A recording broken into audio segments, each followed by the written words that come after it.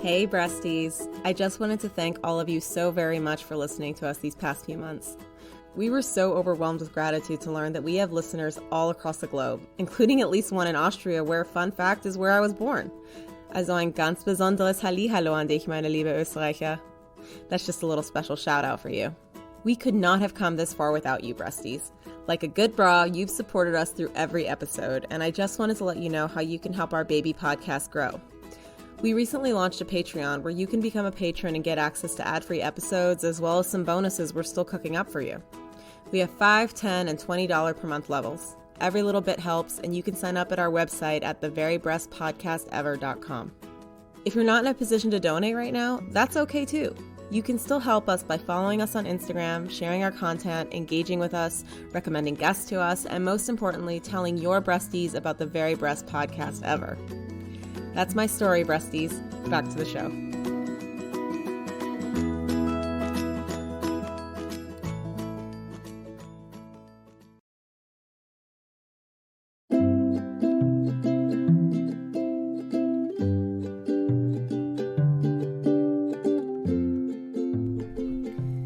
This is a show about breasts and the people who have them, from bras and sexuality to health and everyday life. This is the Very Breast Podcast Ever.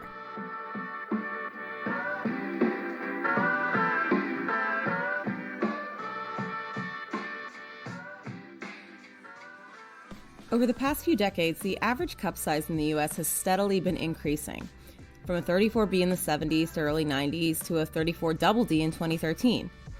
According to a recent study, the average cup size actually has gone up to a triple D, and according to the Very Breast Podcast Ever, average doesn't mean normal, and cup size is subjective anyway, so who cares? But we are fed these types of statistics all the time, and from the time our breasts first pop up on our chests, a lot of us are left wondering, are these a normal size? Am I normal? You've all heard me talk about my breast size. I've shared with you all before that I struggled with accepting my large breasts for a long time, but I've never really gone into great detail as to why. I grew up in a time and a place where thin equaled beautiful and big boobs were synonymous with slutty. When I was in middle school, around the time that my own breasts were starting to grow in, one of my classmates was already well into her adult body development. Let's call her Lori, not her real name. Lori's breasts had grown in, and they were not small. I remember the boys in my classes giving her hell. Lori was known as the, quote, class slut, and that word, as well as a few other horrible slurs, were thrown around frequently when she was around, and also quite often behind her back. The only word I can use to describe how Lori was treated in middle school and well into high school is cruel. And it wasn't just the boys. I remember girls throwing Kleenex at her because of a rumor some shitty kid had started about Lori stuffing her bra. And the abuse didn't stop there. Her face, her body, her lifestyle, even her voice and the way she walked was ridiculed. But I recall the comments and rumors always circled back to her breasts. I admit I didn't know Lori all that well, but I went to a small school and everyone knew who she was, and those rumors followed any mention of her name no matter who you spoke to. It was in this environment that my breasts suddenly started to grow, and in the beginning I was excited. I would stare in the mirror and hunch my shoulders forward just to make the little growths look more like breasts when they first appeared, but then they just didn't stop growing. I shot up past a B cup and just kept going until I was suddenly a 34D at 12 years old. I barely even had a chance to wear those limited 2 training bras for a month before I suddenly needed an underwire. I was terrified, and I felt abnormal. I started to develop later than Lori, but I had the same problem she did with the stuffing her bra rumors. I can remember hiding in the showers to change for gym class while the other girls with age-appropriate bodies undressed in front of each other without a second thought. The few times I undressed in the locker rooms in front of anyone, to the same bra and panties level as the other girls, the skinny, A-cup mean girls would walk past me on their way to class and say things like, "Ugh, put your clothes back on." I can look back on it now, 2 decades later, and see that they saw my body as something different, which caused their insecurity to attack it. But at 12 years old, it was mortifying. And to be honest, to this day, I still get that same sunken feeling in my chest when I think back on it. I was lucky, though, because once I got to high school, I had managed to find a core group of friends and extracurriculars that helped me find my confidence. By the time I was 15, those mean girls were just blurry side characters in my life that I had learned to ignore. And although it took a long time, eventually I did accept my large breasts as part of who I am. I think my story might sound familiar to a lot of you. I would bet that a lot of you had mean girls of your own, and if you were one of the mean girls, I hope you've taken time to reflect on your life and become a better person. Of course, my own experience relates back to having large breasts specifically, and I was pretty shocked to learn that having, quote, overlarge breasts actually has a name. It's called macromastia. Who knew? To be honest, having reached my zen state of complete and total body acceptance and body positivity when it comes to my tiggle bitties, not really, I feel some type of way about them being called a condition, like it's something I have to tolerate or learn to live with. But let's be real here. We kind of do, right? A lot of my research kept coming back to this one study conducted in 2012 by the American Academy of Pediatrics, led by a plastic surgeon named Dr. Brian LeBow. Dr. LeBow is a pediatric plastic surgeon and director of the Adolescent Breast Clinic at Boston Children's Hospital. He, along with a team of other doctors and researchers, conducted a study of the effects of macromastia on adolescent cis girls aged 12 to 21. At the time, Dr. LeBow performed around 100 reduction mammoplasties or breast reduction surgeries per year on adolescent girls. It seems to me, like everything breast-related, to be kind of subjective as to what constitutes having this condition, macromastia. But from my understanding, the main criteria is feeling that your breasts are just too large for your body. In this study in particular, they surveyed 96 girls who'd been diagnosed with macromastia by a plastic surgeon. The most frequently reported cup size in this group was a double D compared to the control group where it was a B cup. But even Dr. LeBow himself agrees with me here. It's subjective. Two people with the exact same size breasts could have completely opposite feelings towards them. One may be miserable and the other may be perfectly fine. For me personally, the effects were 100% psychological when I was a teen. I didn't really have any physical effects of having large breasts until much later in life.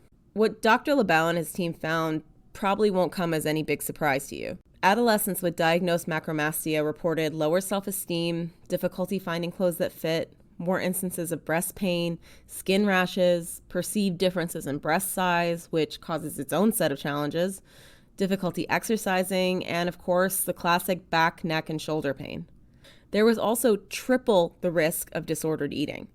They did take into account things like BMI, but overall they found that these negative impacts of macromastia seem to occur regardless of BMI or weight. Man, having breasts is hard, guys. Although macromastia is often diagnosed in women who are quote-unquote overweight, something important to note here is that even losing weight often doesn't change those negative feelings. There are lots of reasons for this. One important one being that BMI in and of itself is subjective, and having large breasts just inherently increases your weight to height ratio. But also, weight loss alone is often ineffective in relieving the impacts of macromastia. And sometimes having breast reduction can actually promote weight loss after the fact because it just makes it easier to exercise. So how does breast reduction surgery work exactly? It can vary from person to person depending on how large or quote pendulous the breasts are, but the basic procedure is this. And warning, this is a little graphic. The surgeon will make an incision that is keyhole or racket shaped, cutting around the areola and down to the breast crease. Usually the nipple stays connected to the nerves and the blood supply and is just sort of shifted upward to a higher position. Sometimes the areola is even reduced in size at this point. Then the excess fat and glandular tissue is removed, the excess skin is removed, and the incisions are closed up. This results in a smaller, higher-oriented breast. This procedure will always leave what is called an anchor scar because, surprise, it looks like an anchor on the breast. But here's the thing. Even if you do have large breasts and you lose a significant amount of weight without ever getting the surgery, any skin volume that is gained from that weight loss is permanent. That means if you lose a lot of weight and that weight comes out of your breasts, often the skin that gets left behind is still the same size it was before all that fatty breast tissue was lost. And the only way to relieve that particular issue is with surgery. In this case, what's often performed is called a breast lift. And one of our guests this episode actually gives a great overview of that surgery, so keep listening. This brings me to our guests. It's our first ever Double D sized episode, Breasties. That's right, 2 guests. We spoke to 2 women who each had elective breast augmentation surgery, one in her teens and one quite recently. When I asked each of them what inspired them to get their surgeries, they both mentioned self-esteem issues that their breasts caused them in high school. Both women told me stories of their classmates making them feel less than or uncomfortable because of their breast size, but here's the wild part. One was made to feel her breasts were too small, and the other felt hers were too big. I hope you all see the irony here. Can we all just agree to perpetuate the idea that breasts of all sizes are beautiful? Please teach your sons and your daughters not to ridicule, tease, or hurt others because of their bodies. That stuff cuts deep, and it really lasts. Our two amazing guests happen to be breasties themselves, and we had an open and funny conversation about breast surgery, the first time they saw a pair of boobs, and orgasm nipples. They're both HR professionals, but have absolutely no problem opening up about even the most non-PC subjects. Here to share their breast stories, please welcome Lindsay Pryor and Brittany Green.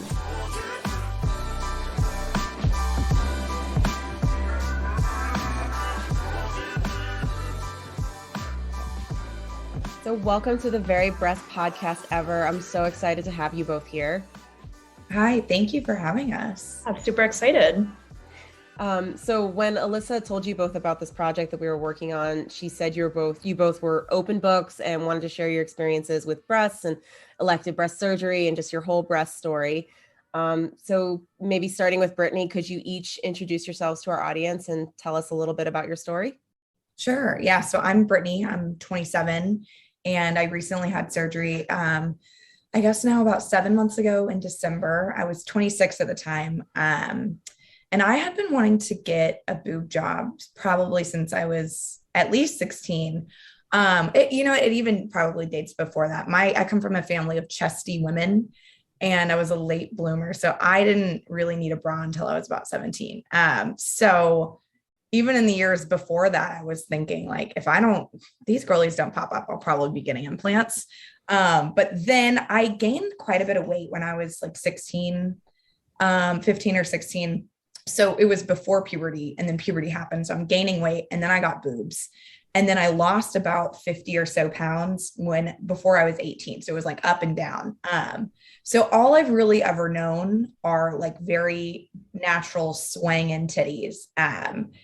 It looked though, I will say like, if you love your natural boobs, good for you. I didn't realize like boobs came in all different styles, because I watched a lot of E!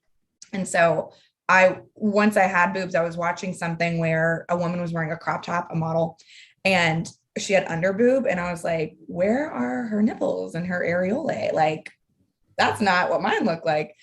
So yeah, I had this like deep-seated insecurity for a long time. And then I knew someone who had gotten a breast lift and she posted about it on Instagram like 2 or 3 years ago. And I don't know why it like didn't sit with me, but I was like, oh, that's something I can do. I'm an adult with a job. I can get my boobs done now. So since the entire time of having boobies, I truly looked like a mother of 3 in her 40s. And I'm a mother of 0. And I've been in my 20s for, most of the time. So this past year when COVID hit, I wasn't spending money on drinks and going out and Ubers. So I started saving. And then it also occurred to me that I could finance the surgery. And so when looking into it, I checked New York. Turns out New York is expensive, from Houston originally. So I found a surgeon. I did 2 surgeons. I did a New York one and a Houston one, for a consultation. When I talked to the Houston one, it was half the price and it was going to be the exact same surgery. Like it's pretty nutso. So I decided that would be easier because then my family could take care of me. And I went home. I hadn't met the surgeon. I just did calls with her. But basically from what both surgeons told me is that I had a very severe degree of ptosis. I think, is that what it's called? Oh my goodness, did I fall down a rabbit hole here? So first of all, it's ptosis, spelled Ptosis, and it's basically the degree of how much your breasts sag. It's measured in 5 categories. Normal, where the nipple and breast tissue sit above the breast fold. Grade 1, or mild sagging, where the nipple and breast tissue sit at the breast fold. Grade 2, moderate sagging, where the nipple is below the breast fold but still above the breast tissue. Grade 3, severe sagging, where the nipple is below the breast fold and the breast tissue, so basically the whole breast is just sort of pointing downward toward the floor. Pseudotosis, or lower breast sagging, which, as the name implies, is not really ptosis because the nipple is still above the breast fold but most of the tissue is below the fold. I don't know, I'm going to call shenanigans on this one. And finally, parenchymal maldistribution, which is an unusually shaped breast where there is a high breast fold and a relatively short distance from the fold to the nipple, sometimes called a tuberous breast. No wonder there's so much breast insecurity out there. I just want to say again, though, all the boobies out there are beautiful. Where there's sag. I'm trying to sound medical, but it's just like a severe degree of sag. And what that means for me is that they were going to have to do an anchor lift. So with that, it was like they cut a big old chunk of skin off, they sew you up. But I also wanted to have implants. I liked having big boobs. And when you do this, you lose about a cup or so, depending on your size, worth of skin, essentially. And I also wanted to have kind of like the cleavage up top. So I was like, great, throw an implant in, whatever. And I didn't research that at all. It was just like, yeah, fine. It turns out though, sometimes your body's not going to really mesh with an implant. Who knew? So I'm dealing with what I assume is a capsular contracture. I'm going back home next week to Houston, and then I'm going to see my doctor, and she's going to give me a little, I guess, exam and confirm, because I am not a medical professional, but I feel pretty confident that that's what it is. And basically what happens is normally with an implant, your body will create like capsules, like scar tissue to kind of hold it in place. And in 10 to 20% of women who have this surgery, it just gets really hard. But basically what's happening is there's a hard shell that's forming seemingly around my implant, just on my left side. So yeah, I'm going to find out more info regarding whether she recommends having it replaced or if I should just get them out entirely. At this point, I think I want to get the implants out, because if this has already happened within 7 months, I feel like my body is just like not pro foreign object. Which makes a lot of sense, because I got an implant, or an IUD for birth control, and my body was so mad at me for like 6 months. I was bleeding. Anyway, I should have learned my lesson that my body's just like, maybe just leave us alone. But yeah, I think I'm probably going to get the implants out. TBD. Yeah, we have a lot to follow up on there. That's I took notes.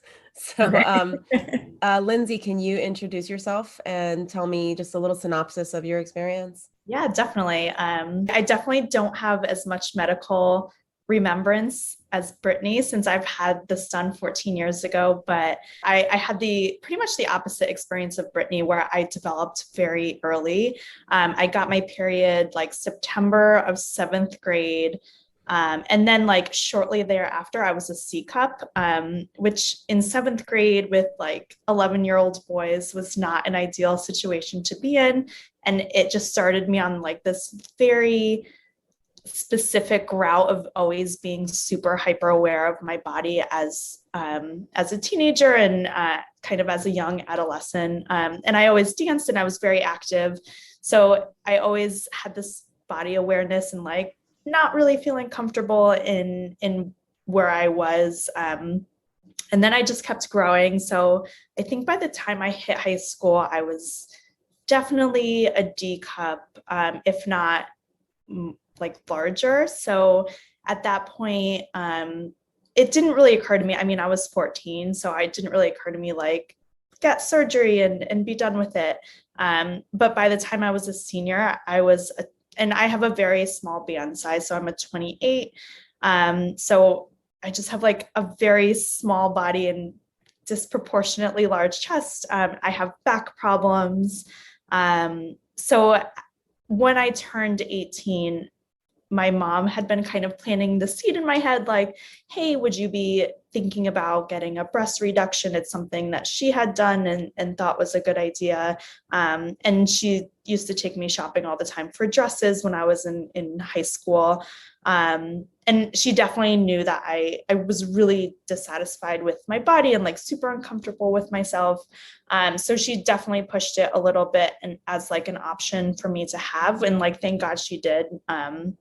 So my senior year during spring break, I went on spring break with like my large breast, came back with C cups, thought no one noticed, but again, teenage boys.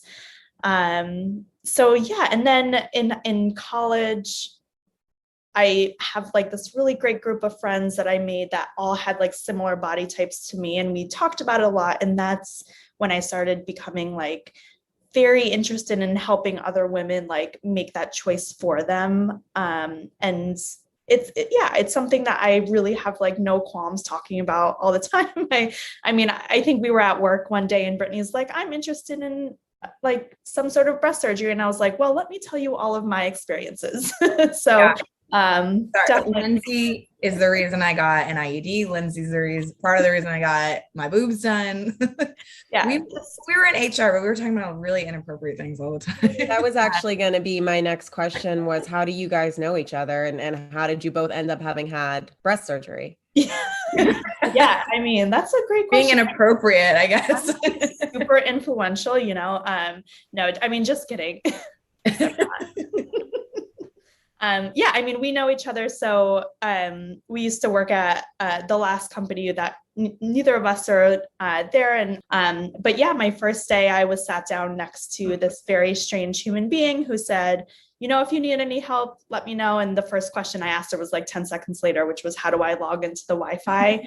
And then we just kind of clicked from there. And I'm a very open person. It doesn't really like make sense since I'm in HR and supposed to be like closed book and very buttoned up, which I'm not really. I like to, you know, my personal life is an open book. So like we were just saying, you have your two people from HR at a former tech company, and then the PR person from the former tech company being like, hey, let's all get together and record ourselves talking about breasts. Well, I was gonna say, actually, it's hard to stay buttoned up when you have big boobs, but literally this button is always on its left leg and it comes apart all the time. Do you have the safety pin trick? I do the safety pin between, and you have to stick it like right in between the two layers of fabric, like right in the facing where the buttons are, so you can't see it from the outside, but it keeps your top closed. Ooh, yeah, I'm very well acquainted with fashion tape, which has been my best friend since I was like 16. So I always have a ton of fashion tape with me at all times. Speaking as a double D cup, a proud double D cup, I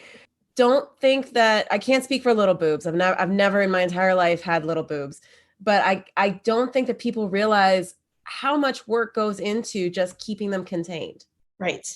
Yeah. Like, and being professional. Yeah. It's like, I don't want to like come busting in this office with like, and no matter what you wear as somebody who has big breasts. And that's something I learned as a child, because I was always dress coded and like inappropriate comments from teachers and stuff like that. But you just learn that like, no matter what you do, you're going to kind of look a little bit slutty. Yeah.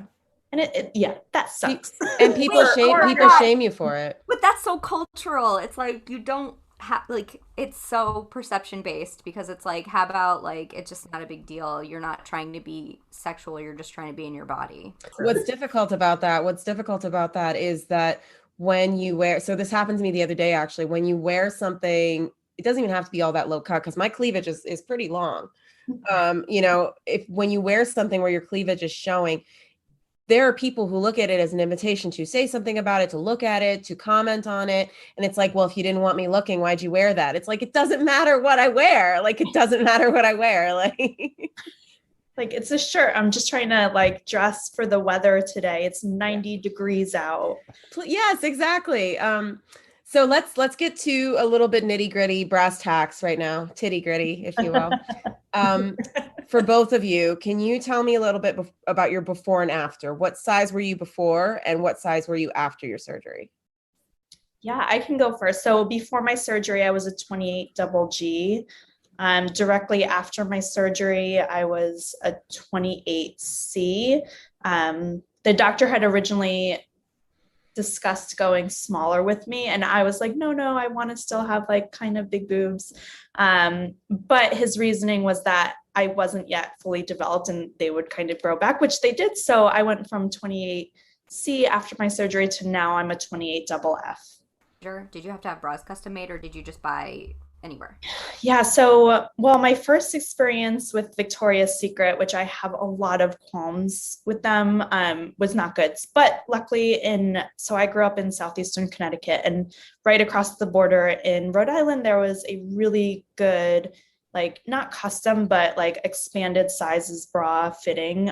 So my mom used to drive me over there, and, you know, we used to have lunch and get bras and stuff like that, which was great. But yeah. So then I have a question for you, Lindsay, before I get to you, Brittany. When Alyssa told me that you were a 28 double G, I realized I don't think I've ever heard of a double G cup. Usually it's like GHI. Yeah. Is there an equivalent, or can you tell me a little bit more about that? Yeah, I think it might be equivalent to 28H, but the bra sizing in the store that I went to was sometimes like UK or French sizing. Okay. So they were like a little bit weirdly lettered. So Brittany, how about you? What size were you before and what size are you now? It's anyone's guess. So I worked in a bra store throughout college. I worked at Soma Intimates, if anyone's familiar. But I enjoyed the 32 triple D, but it still was too small for me. But I also loved being a little hoey. So I just was not interested in bras that covered. So who knows? Always been popping out a little bit, but I did buy a cup bra right before surgery, or I did the cup quiz or whatever. And it told me 32G, 32H.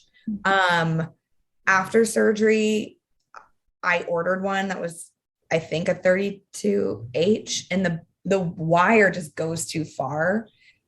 So for me, I still don't know. It's close to a 32G or H. I don't really wear like traditional bras anymore.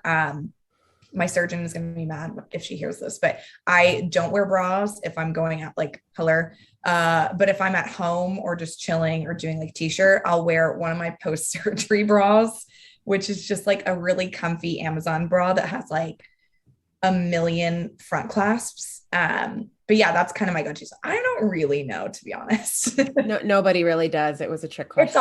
It's all. So Brittany, why would your surgeon be mad for you not wearing a bra? Oh, that's a great question.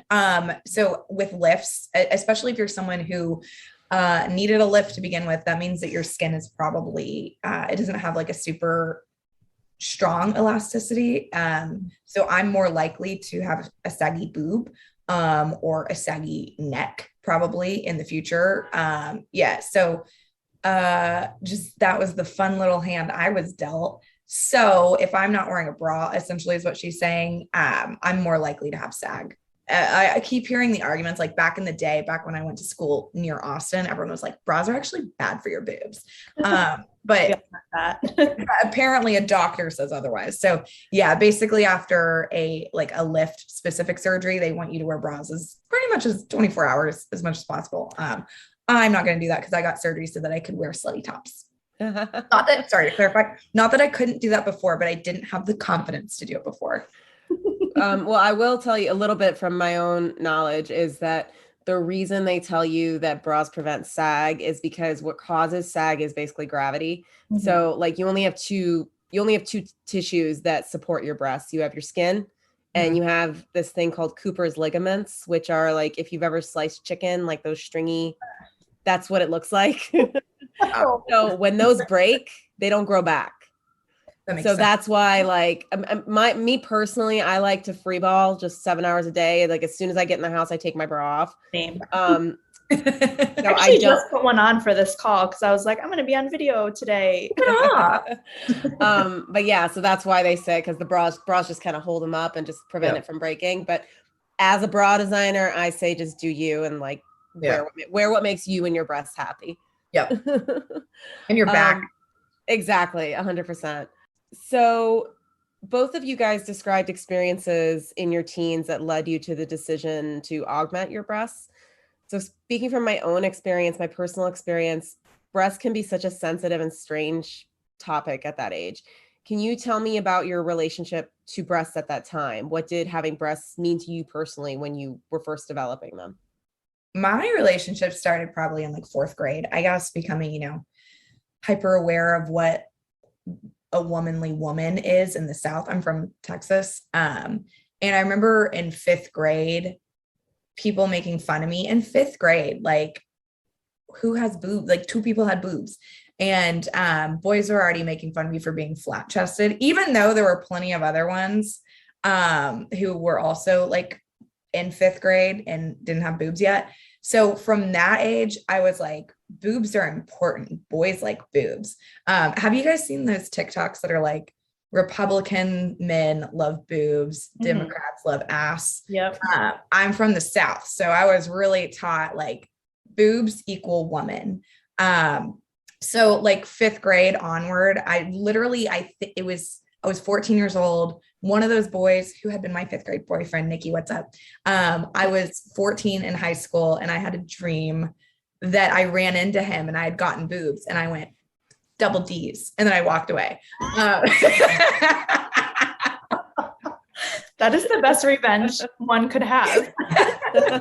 He went on to play football at Notre Dame. So I don't know that I would have won that one, but yeah, so it was something that was, in my formative years that stuck with me.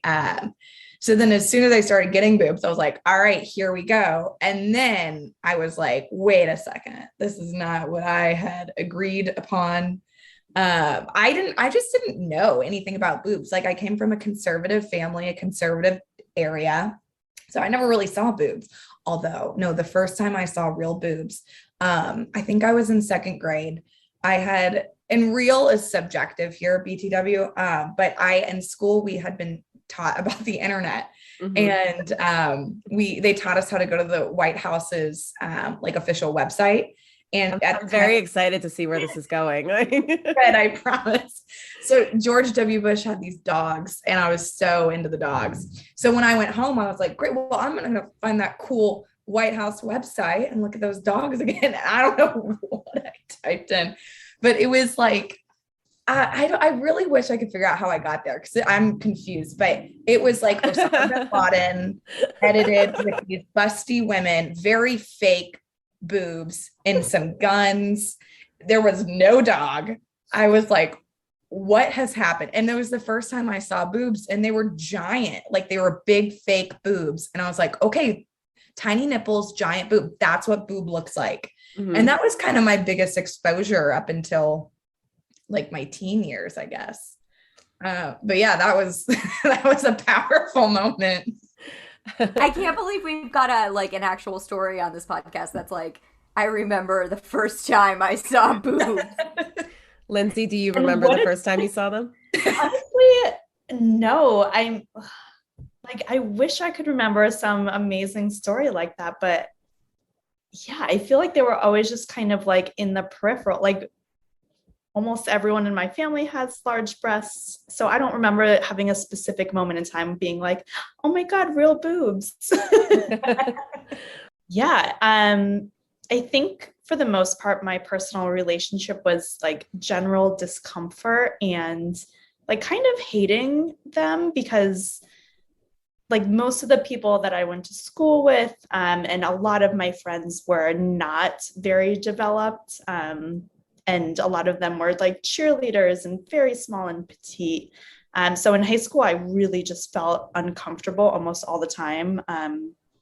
And like all of my, like I used to wear polo shirts a lot. That was the style in 2004 through 2008. So was always wearing polo shirts, which are not the most flattering on like large chested girls. But I just remember like always feeling like everyone was looking at my breasts and even like getting dress coded sometimes in high school. And there was like nothing, there was no additional clothing items I could put on to make them look smaller. But like, I remember like, I never heard about this until later, but I know one of the teachers like spoke to my mom about me being dressed inappropriately. And she like lost her damn minds because she's like, you know, she will always protect that. Well, yeah, why should you have to make yourself seem smaller? Like, right. Just that, even that phrasing is like, ugh. Yeah. She lost her shit. So that poor teacher that day, because my 4'11" mother, like, probably almost murdered him. But, and also like in dating, like, I'm sure you all remember high school boys, like you never really knew, like, does this person like me, or are they just trying to get with the biggest boobs girl in class to be like, oh my God, I touched boobs. So like, I didn't do that much dating because I was just always uncomfortable with, like, I just didn't know.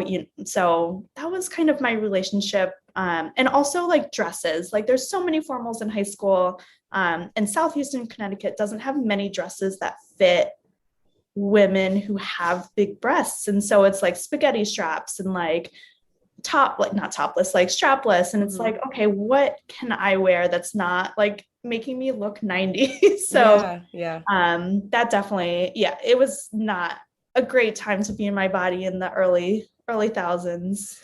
Yeah, Lindsay, I had a pretty similar experience in middle and high school because my breasts were just much larger than my friends, my peers, like any of my classmates. And for me personally, others' perception of me just like really changed when I started developing. Were you treated any differently or in a way you didn't like by the people around you because of the size of your breasts before surgery? Definitely not by my girlfriends. I think, there's always comments like, oh, I wish I had big boobs like you. Like, can we trade? Like the thing, can we trade happened all the time. And it's yes, please, thank you. By teen boys, definitely, I think, yes. And also by like uncomfortably by like male teachers who who tried their best, like not to stare, but like were visibly uncomfortable with me on like one-on-one settings or like in a room, so it's like. Did they often think you were older than you actually were? Oh my gosh, yeah, I could do whatever I wanted for not that. I mean, if my parents ever hear that, I was always home on time and never did anything I wasn't supposed to. But yeah, I mean, like when I was a freshman, senior boys thought I was also a senior. So yeah, that happened. So I'd like both of you to describe, as I know you've kind of done it already, but describe as much as you can what the procedure that you went through was. So Brittany, starting with you, you had a procedure called an anchor lift. Can you explain what exactly that is to me? Yeah. So essentially what happens is on the upper part of where the nipple eventually will go, they draw a circle and then they draw kind of like a upside down V. And then kind of dotted lines underneath it. And that is essentially where they're going to be like cutting and moving. So they, for me, I had a larger areola. So they took off probably half of it. And then they circle that and then they move your whole nipple right on up. Right. So it's is the nipple actually removed or is it just? I think they take it off and then put it, I'm not totally sure if it's like one of, like a moving up process or if off and then back on. Right. I've heard both. Yeah. So it's pretty aggressive, the surgery itself. But they're not really removing anything but the skin. And then I had 295cc silicone implants, Mentor Round Smooth, for specifics. And they put it under my muscle. So with that, I guess they say that under the muscle looks more natural, quote unquote. And it gives you like a higher, what they call an upper pole fullness. So from the top part, you have cleavage, a little bit higher generally. Truthfully, I don't really know if I'm sure it's dependent on each person, but on the boob that I have a capsular contracture, I'm like, yeah, that is exactly what they were talking about. However, that's messed up. On my like normal boob, it's not like that aggressively cleavagey. So it's gonna, I guess, just depend on each body, but I also didn't get huge implants. So that might play a role into it. A 295cc is like pretty small. You sound like you're talking about like car models to me. Like everything, the body, like the model of it goes in. It's just like a car expert. Yeah, is it matte or gloss? So you said 295cc. Would you say that's like adding a cup size, or is there any way you could describe that? Post-surgery, my surgeon told me, Dr. Erica Sato, love you. She said that like with the removal of the skin, it took off 1 cup. But then adding the implant, it added 2 more. So technically I went up 1 cup size, whatever that means, because I can't tell the difference.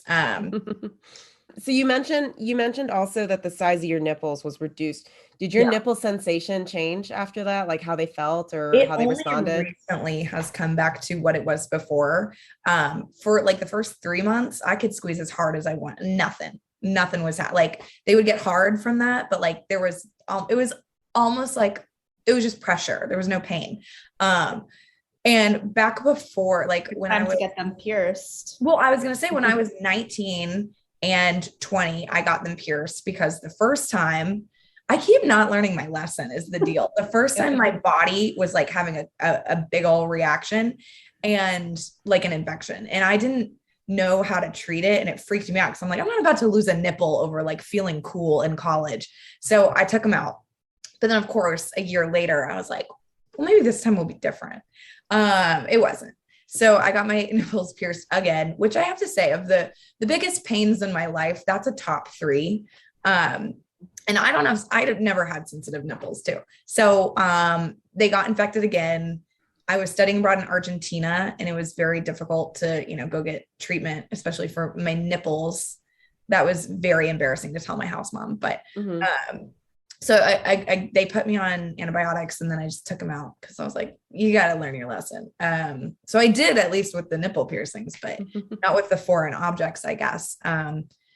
So that recently has returned to kind of what it was like before.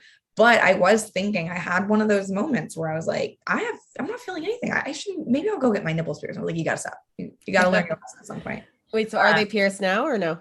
No, I had to take them out. The body was not happy with my choices. Nipple infections are very scary. I've heard some horror stories. Yeah. So, but you said the sensation's kind of coming back now, or? Yeah. I've never been blessed with like, orgasm nipples, but I hear those exist. Do you have orgasm nipples? Email us. We want to know more. Mine are like, I don't know. They're somewhat sensitive. They're there. They're kind of like hanging out. But they're right where they were back a year ago before surgery. That's good. Okay. So Lindsay, can you walk me through your surgery as much as you can? Yeah, definitely. It was 14 years ago, so I don't have as much in-depth model make and color as Brittany. But so I had something very similar to Brittany. And I have like the anchor cuts as well. And it was a breast lift and anchor cut. And then I ended up getting, I think about 2.5 pounds each taken from my breasts. Wow. Yeah, it was quite a good amount of weight. Yeah, that's and they also did the magic of moving my nipples up, which like, who knew you could move? Like, that's amazing. Science is but yeah, that's pretty much as I remember. And then post-op, I also got a few sessions of laser scar removal, which I never followed through with because I was a teen. But yeah, that was pretty much the gist of what I had done. Were your nipples affected? Like, did your sensation change also? It's actually like pretty instantaneous. They came back, and I remember like being in the post-op room in one of my like checkups, and they were testing with like a very cold instrument. I remember just being like topless in this doctor's office while he was doing that. I was just like, this is so awkward, but like, I guess it's medical, so this is fine. And we're testing like my nipple responsiveness. How often do women end up in that situation though, where that thought is just running through their head? Like, this is so awkward, but I guess it's medical. So, so it's fine. Like, yeah. I mean, and that was my first like real experience with like actual medical, like having to go to the hospital and having like a catheter put in and all of this stuff. And I was like, I didn't know any of this happened, and I'm deeply uncomfortable with all of it. Lindsay, can you tell me a little bit more about your healing process? You mentioned you had a little bit of scar treatment. Yeah. So I had the week off from school that week because it was spring break, and what does one do on spring break other than plastic elective surgery?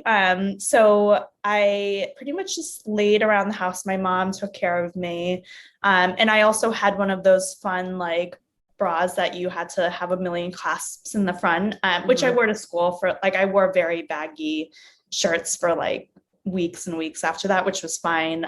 But then I also got some of the laser scar tissue removal. One of my mom's cousins actually worked in the same medical suite and did that. So it was like, oh, why don't you just come in and have this done? And I think I got like 2 or 3 sessions, and it did help quite a bit, but I didn't follow through. So I still have some scarring. But otherwise, like, totally healed, like normal business as usual.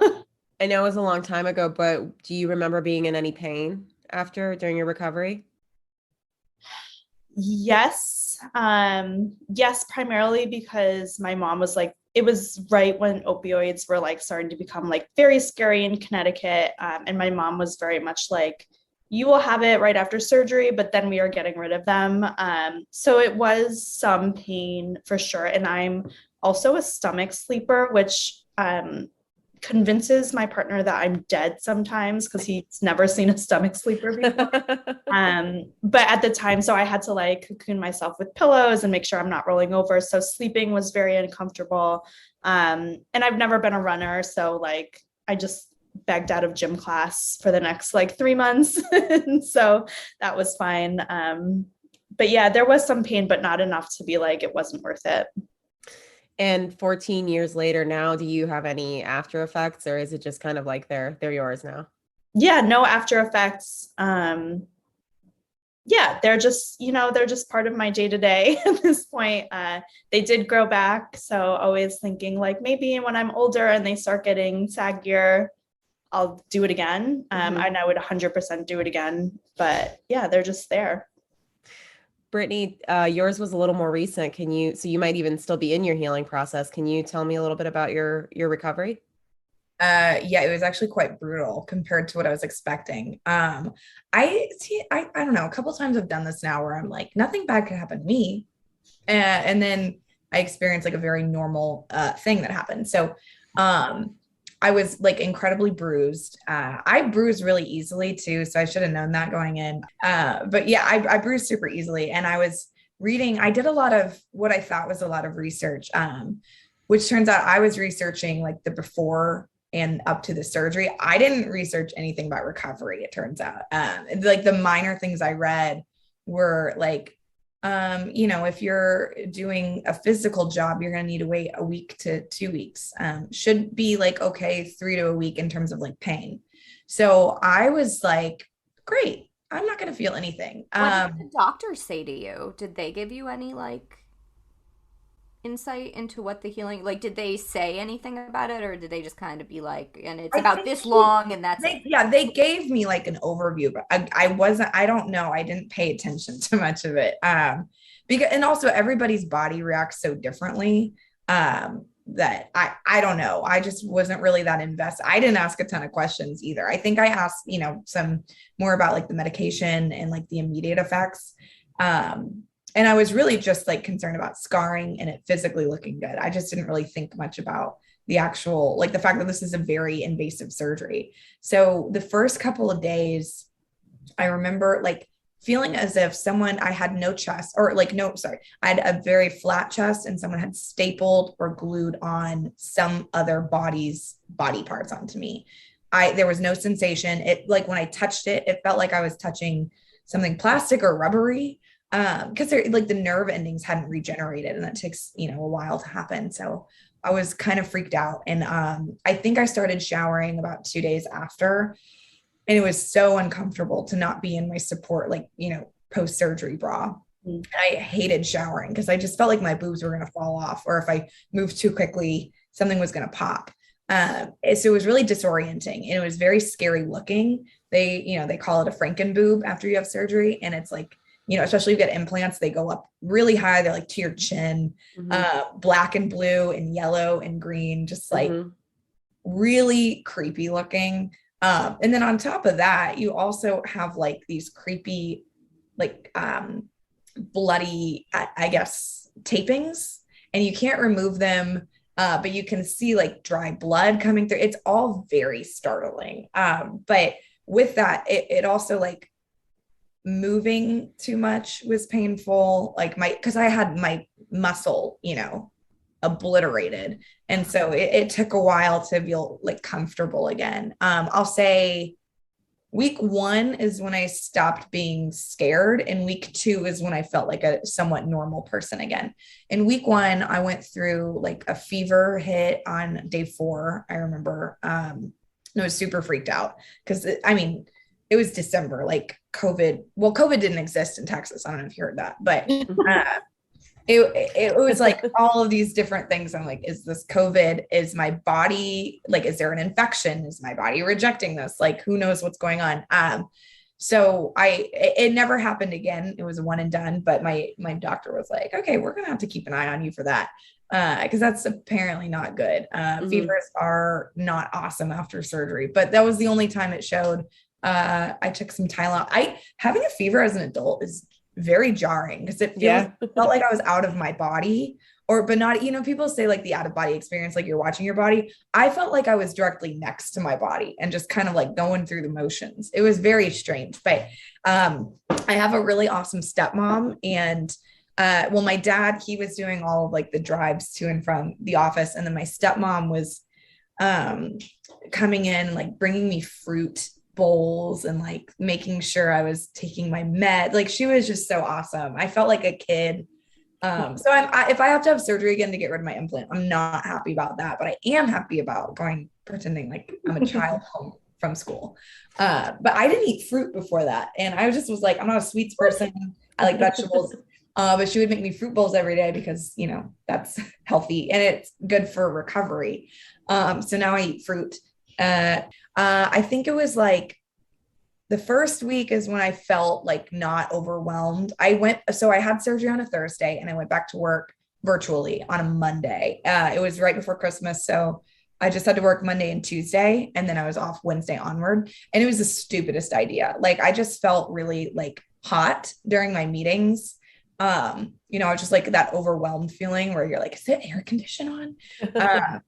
So I didn't do any work. I just was, signed in for some stuff, but, I was able to start exercising lightly, at week 6, or lightly around week 4, which meant, like going on walks, maybe some leg stuff. And then week 6, I was allowed to start running again. I think the worst is like the chest impact. I've never been like a gym connoisseur, but like I've been wanting to get back into it. I recently did, but I don't know, for someone who's not familiar with like, exercise, I guess like push-ups were the thing. I was like, great, I'll do push-ups. And I can't do push-ups anymore because Lefty is, she's living in a world of her own inside my body. Like if I do a push-up, I can feel it. I can feel it move. I can feel like my muscle clench around it.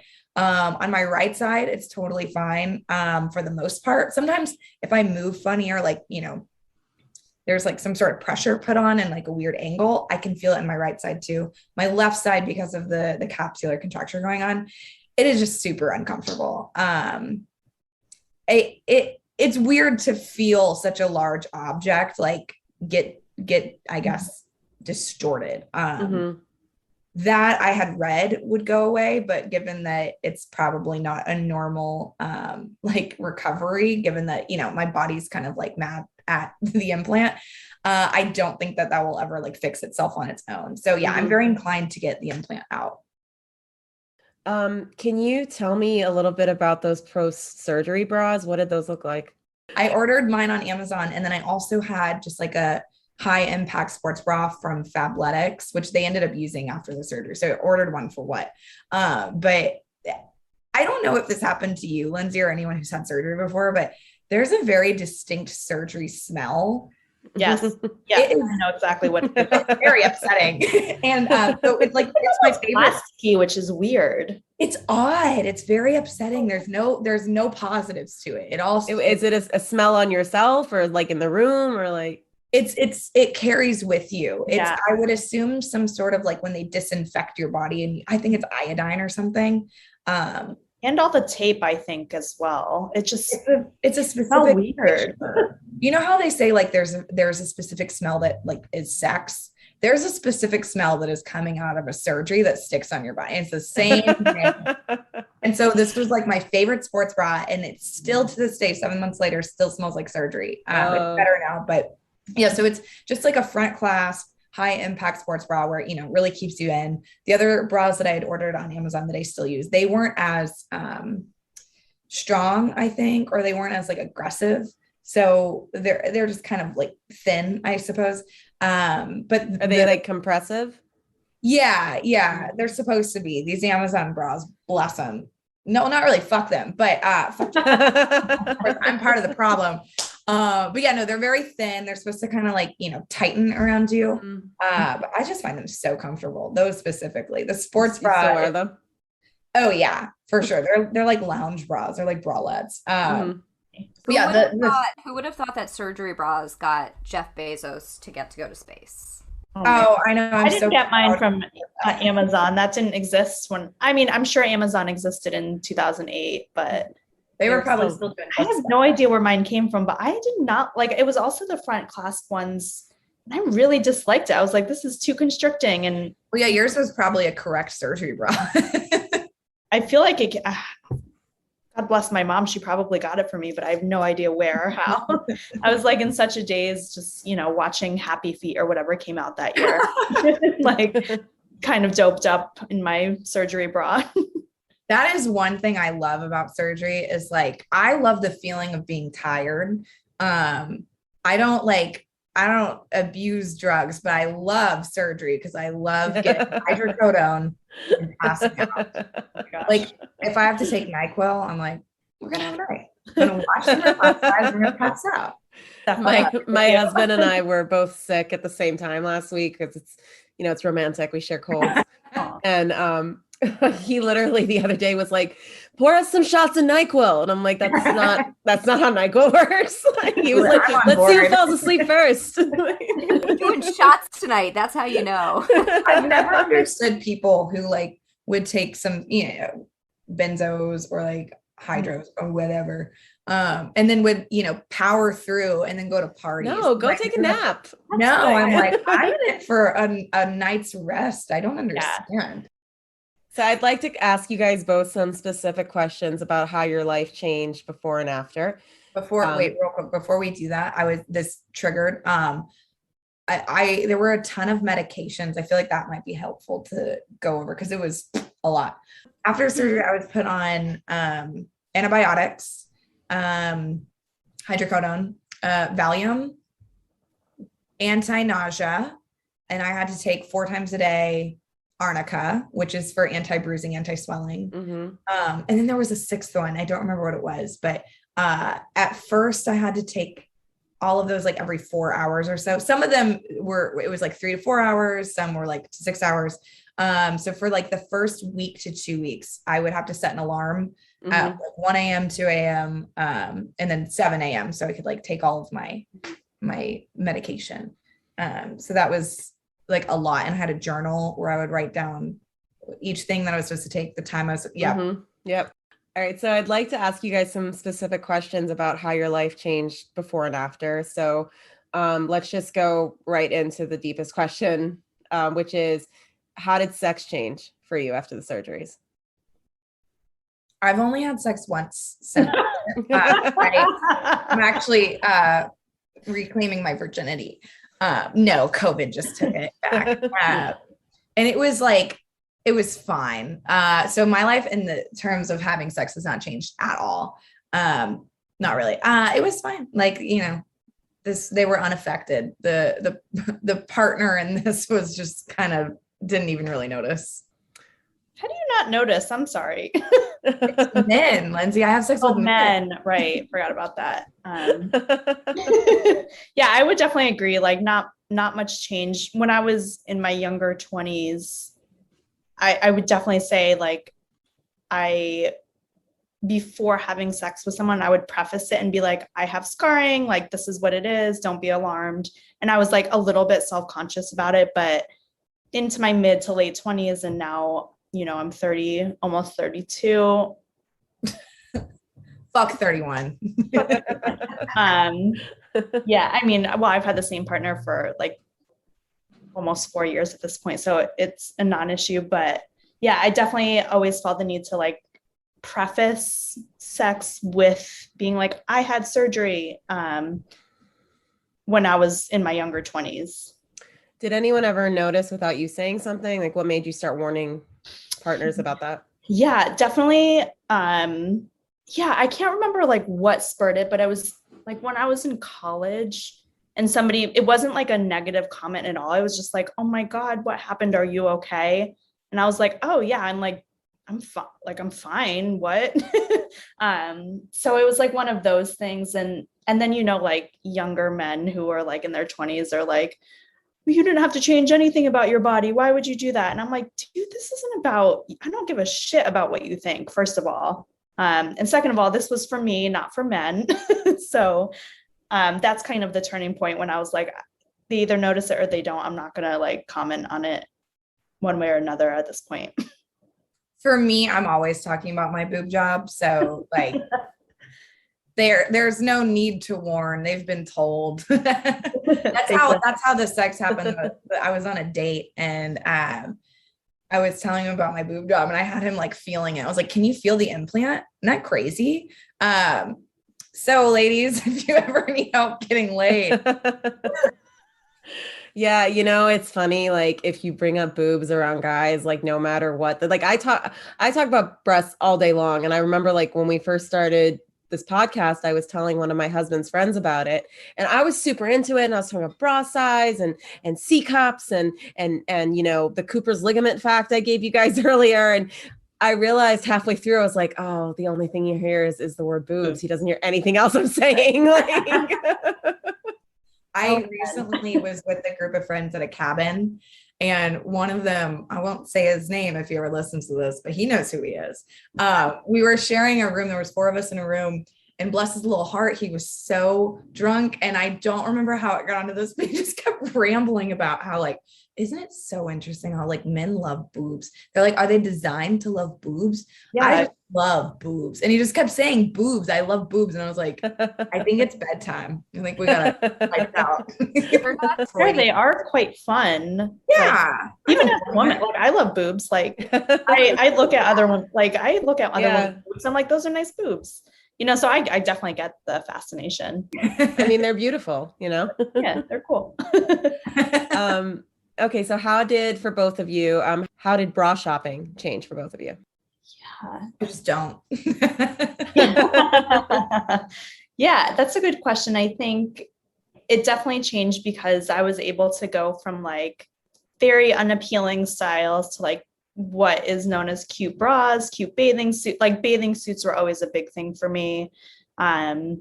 So yeah, it changed. Like I still would never step foot in a Victoria's Secret, even if you paid me $1 trillion, because they're awful.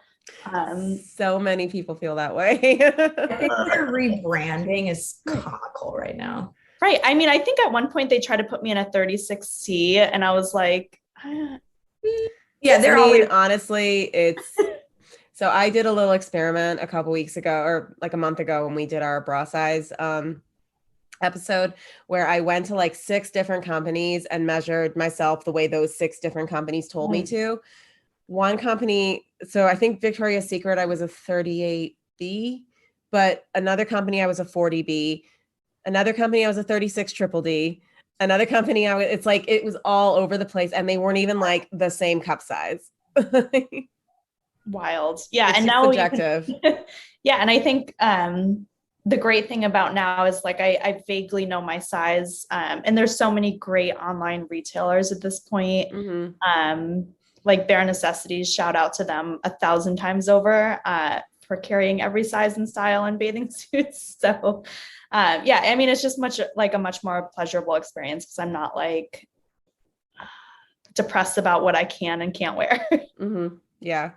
Do you feel like now in this year compared to like when we were in high school, do you feel like sizing is more inclusive? It's a little easier in general? Definitely. Yes. 1,000%. Like, yeah, because in rural, not rural, but like wherever, what is it called? Suburban, like Connecticut, mm-hmm. You have Victoria's Secret, period. But now, and you'd have to drive like 40 minutes to Rhode Island to get a size inclusive company. But now, like, thank God for the internet. You can buy anything from anywhere and it's amazing.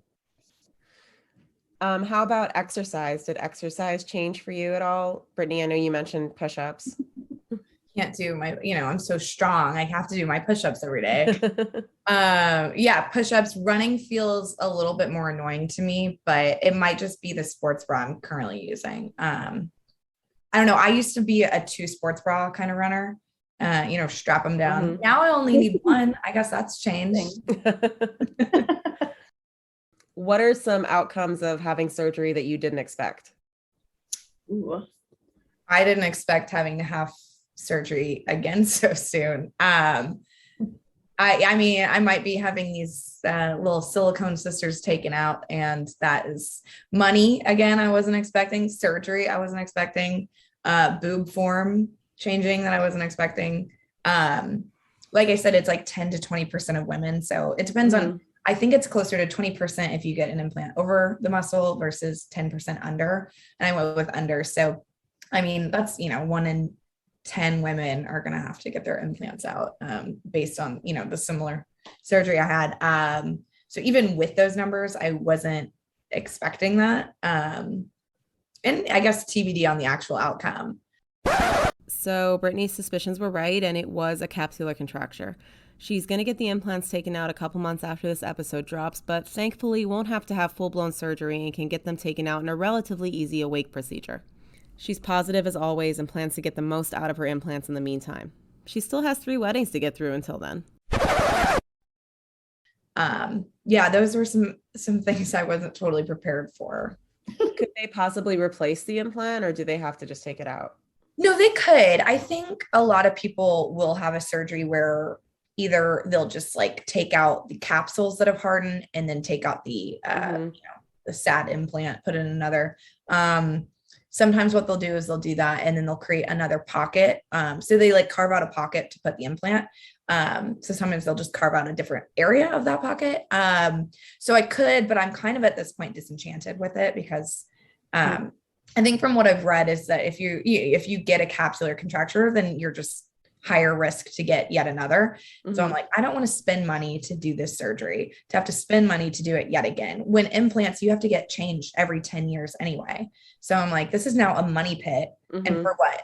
For what? Some fat titties? Like, so I had enough tissue to begin with. I almost didn't get the implants too, but I was like, I do want that upper pole fullness.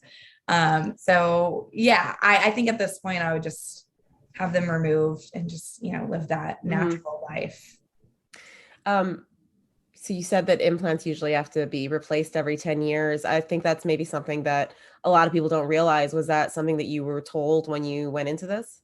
Yeah. And I was actually kind of into it because then I was like, well, if they're too big or too small, then, try them out 10 years later, go bigger, go smaller. And right after surgery, I was like, ooh, I should have gone bigger. I should have had these big old, like, crazy boobies.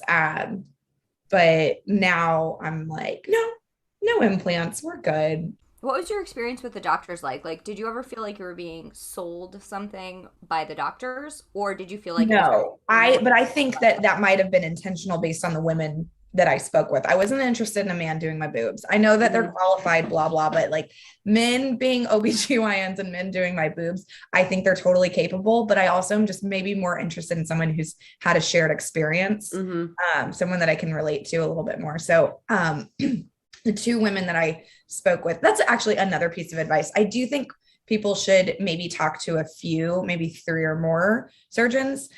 For me, they said the exact same thing. Each of them gave this exact recommendation. But the reason I didn't talk to more is because a lot of times it costs a little bit more money to, have to do consultations. But, it's nice to get a few different perspectives. For me, I didn't feel like I needed one because I got the exact same. They told me the exact same thing. So I felt very like I was talking with girlfriends. Like I didn't feel pressured. And I felt like when I go into the office and see Dr. Eric Casado in Houston, I can just hang out all day. Like the last time I was there for a checkup, I went in and like, literally it was a 5-minute thing, but I was in there for like 30 minutes because she and I were just like gabbing. She's super cool. So she actually was on Married to Medicine Houston. And so I'm a big Bravo head. And so she and I were just talking about her experience with that. And then also we got into these like philosophical discussions about the Kardashians and their contribution to like the cosmetic industry. And then how we think it's so ridiculous that they like pretend like they haven't had surgery. But yeah, so I felt very, very like supported and not pressured. They awesome, just like awesome women, the surgeons I spoke with.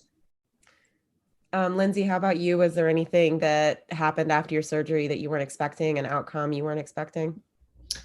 I think physically, no. But what did happen that I probably wasn't expecting.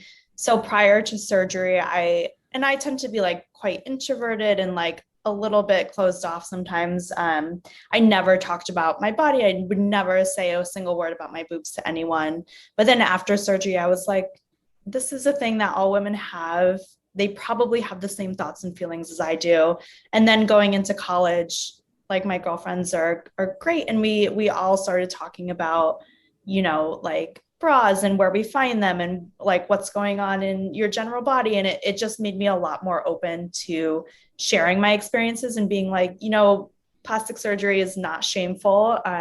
This is something I did for myself and I really enjoyed it. So I think I probably wasn't expecting to be way more open about my body. And I'll chat about anything. You want an IUD, I'll talk to you about it. You want your boobs done, I'll talk to you about it. There's like almost nothing that I like goes on in my body that I'm not willing to chat about. So I think that is pretty surprising to me. Mm-hmm. Is there anything that you wish you had known going in? I wish, everyone kind of warned me because I was 18 and I wasn't quite done developing. I wish I had heeded that a little bit more because my boobs did end up coming back. And if I had waited a couple of years, I probably would be like a little bit smaller than I currently am.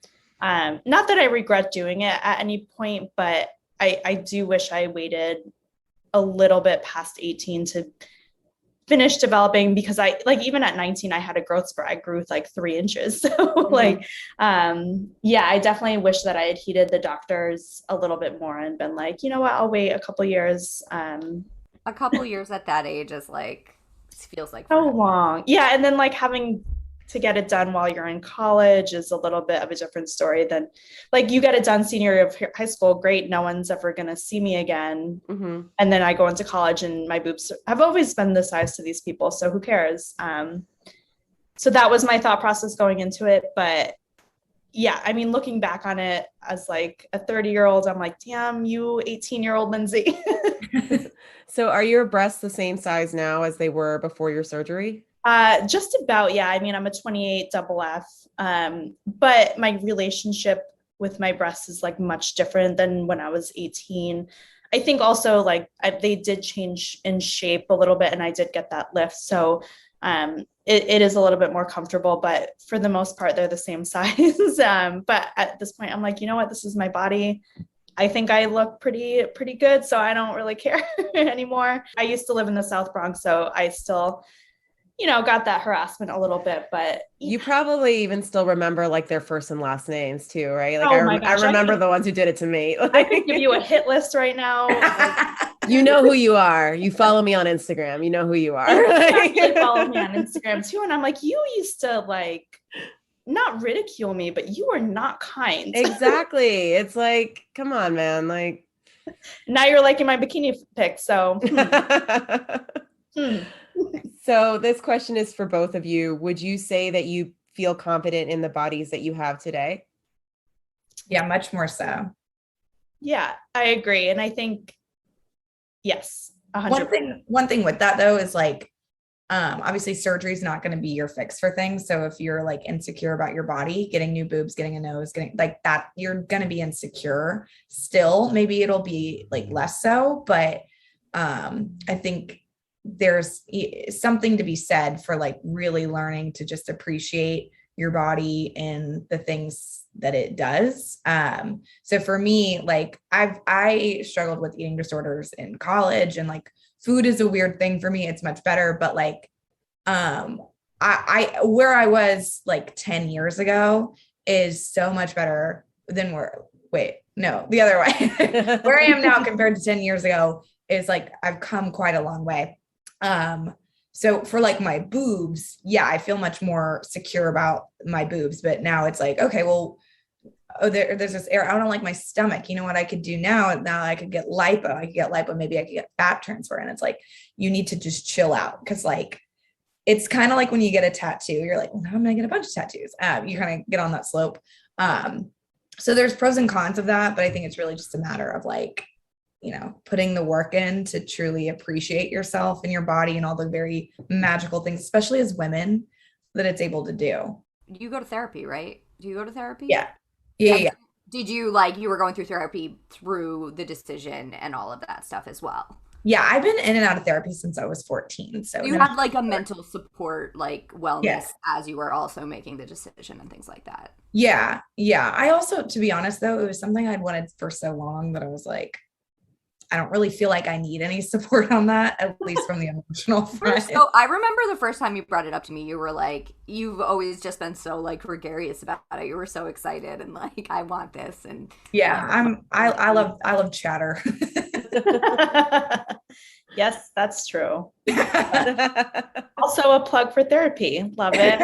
I go to it as well. Well, loving chatter is a really good personality trait to have on a podcast. So thank you both for sharing your stories with me. This was really a really enlightening conversation for me, and I really appreciate you guys being so open and honest with me. Before I let you go, we like to ask our guests some rapid fire questions. You guys ready for that? As ready as I can be. Yes. All right. What do you call your breasts? Oh, they've got so many names. I don't call them anything, weirdly. Like, they're just my boobs. Oh, yeah. Boobs, titties, knockers. There was something funny on TikTok that they say, yitties. Giddy. I don't like that. What's the word you personally use most often, though? Boobs. Tits, probably, truthfully. Me too. Brittany, in the beginning, like the first 5 minutes, I have taken like almost no notes in this entire thing. But in the first 5 minutes, I wrote, you said chesty women, girlies, and you called your one boob lefty at one point. Oh, yeah. I also say girlies a lot. And you said natural swang and titties at one point. I wrote swang and titties down. Yeah. Oh, I like knockers too. Yeah, there's a revolving door. Yeah, I feel like you, like anytime you text me about them, there's like a different word for them. And I'm always like, I feel like she's talking about boobs, but I can't be 1,000% sure here. Actually, I can't believe I didn't even say this. One of my favorite comes from a meme from years ago with Nicki Minaj. Yeah, I think I know where you're going. Right. I hate this one. I think it's so funny. Someone she posted a picture where her boobs look giant, and someone commented, said, Dan, Nikki, your bobbies. And so when you call them bobbies, that just drives me. Yeah, so bobbies. What's your least favorite word for breasts? Breasts. I think also breasts, and it's just because sometimes, like in my mind, I associate it with like creepy men being like breasts, and that I just don't like it. Ugh. Yeah, it's too official. It's too professional. It's too medical. Your professional breasts. Yeah. What is your favorite thing about your own breasts? They're very warm. Like in the winter, I don't know if anyone else does this, but I do this in the winter. Too. I do it too. Or do you ever go underneath? Yeah. Oh yeah. I think that, and also they just like, they make me feel like very good in dresses and shirts and stuff like that now. So yeah, love them. I like that when you were giving the answer, though, you were just very like lovingly and gently squeezing them. She was like very thoughtful and just very like lovingly and gently squeezing them. Got to give them some love too.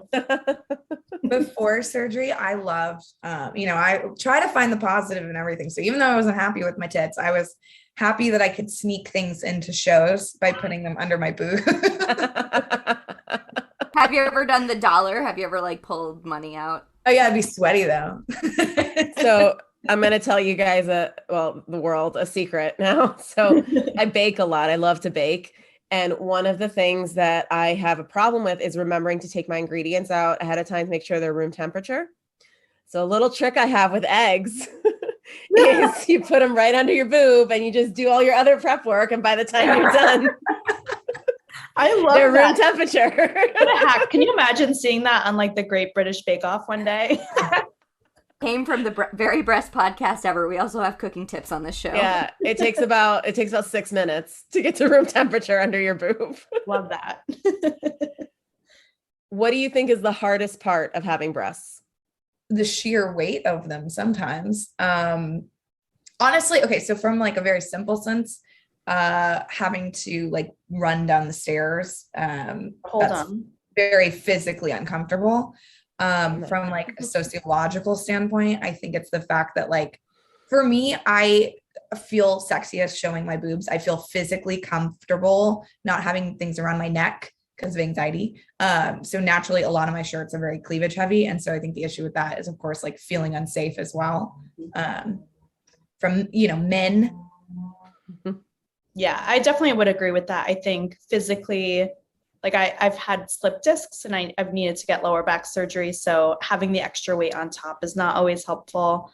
And then like the second one is like other people's perceptions of you and like managing that and like being a professional woman who is very good at her job, but like having to, manage the fact that sometimes I do look a little bit sexier than what an HR professional people have in their mind does look like. So yeah, I think agree with Brittany on that. In the male-driven tech industry, which even though like these are three women who have worked, I think, actively in the tech industry for a while, but like it's definitely, you have to be a little bit boys club in there. Mm-hmm. Oh yeah. Do you remember your first bra? Yes, actually. So I got mine, this is so funny. I got mine from, I think it was Limited too. And it was like it was a white, just a band with spaghetti straps, and it had like silver bedazzling on the front. And I remember I was very young. It might've been like 3rd or 4th grade. And it was like a training bra type situation. And I remember like my mom and my sister joking around being like, why do you even need that? Like, you don't have any boobs. And like, they were making fun of me, but look where I am now. But yeah, Limited 2, little bedazzled number. It's great. So my sister is 6 years older than me. And then my mom, they both had pretty big boobs. Not like giant, but I had nothing. So I was like, wow. So part of me feels like maybe I had a hand-me-down, but they would have been too big. I do remember having some like 2 neutral plain bras that were wired. It was black and it was tan. And they were kind of like it had that silky feeling over, like it was a light lining. Mm-hmm. I feel like I had those bras too, like maybe we had the same like line. JCPenney or something. It was just like a very classic, because my mom never bought me a Victoria's Secret. That was not like, she wasn't gonna spend the money. It wasn't like, my mom was not that type of mom. So we probably got like, JCPenney, Sears, whatever, those types of things. But they were very like, but they were still like satiny and kind of like sexy, but they were not like that Lizzie McGuire episode. Do you remember when she like, I want a bra? That was very formative for me. I loved that episode. My mom was like, you need to start wearing a bra. Like, you're making people uncomfortable. And God forbid women have nipples too. Oh, right? Jesus. What type of bra, if any, do you prefer and why? I like the classic t-shirt bra for myself. Like, it's probably the one I wear every single day, and it's just comfortable. Don't have to worry about it. Have one in every color. There's a bra from Soma Intimates where I used to work. So I've got like 6 of these, and it's just like, it's wired and then it's lace. But they're extremely supportive and they're very cute. Is it the one that's lace one piece across, or is it 2 cups? It's 2 cups. Yeah, they dip. It's similar to, not quite a balconette style, somewhat similar, but yeah, it kind of like makes a U, but they're not connected directly. There's like a space slightly, but then they're connected by like a lacy fabric. Yeah, it's no like padding or anything. It's just strict lace. And last but not least, what do you do to treat your breasts? Any products or practices, self-care? Well, I have to massage them specifically because of the stupid CC going on. But I was massaging them. I was doing scar treatments that are just like at home gels, I guess, silicone gels. I put Cetaphil moisturizer on them as well. Yeah, I definitely in the shower will exfoliate because I love a good exfoliation. Always moisturizing, and then also always sunscreen if I'm going out. That was like one of the first things I think like my great aunt told me. It was like, whatever you do to your face, bring it all the way down and you'll look young forever. So, and that advice has stayed with me forever. So now I'm just like, sunscreen. Well, she shamed me back when we worked together because I was like, she never wears sunscreen, which I don't is wear sunscreen. I'm gonna look wild. so bad. You gotta wear sunscreen, man. I bought some. I got shamed. I know. Now put it on. Now put it on your skin. Earlier today, I do. This was an accident. Is this where we interrupt the episode and we start playing the sunscreen speech? Sunscreen. If I could impart one piece of wisdom. I already told everybody they need to floss in the last episode. So. For real though, wear sunscreen on your whole body, not just your breasts. If you can't keep your skin covered by clothes, apply reef-safe sunscreen that is SPF 30 or higher, generously and frequently. There's no real scientific evidence that the chemicals in sunscreen can cause cancer, but the UV rays from the sun definitely do. For more info on reef-safe and skin-safe sunscreens, check out our links in our sources. That's also important, but it is. Flossing is very important. I'm equally passionate about flossing as I am about titties. So. Just dentist / bra maker. I love it. All right, ladies, thank you so much for joining us today. This was an amazing conversation. I really enjoyed talking to you and I learned a lot. Thanks for having us. Yeah, it was so great. Yeah, of course. So hope you have a breast day ever today. And thank you so much for joining us. The best day ever. Okay. Bye, you guys.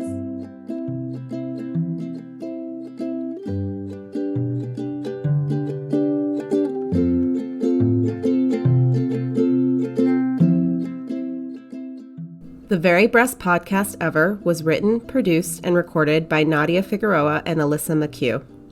Cover art by Alyssa McHugh. Opening music by Margaret Tran. Check her out on Spotify. For episode transcripts and sources, please visit our website at theverybreastpodcastever.com. Do you have questions? Corrections? Do you want to tell us your breast story?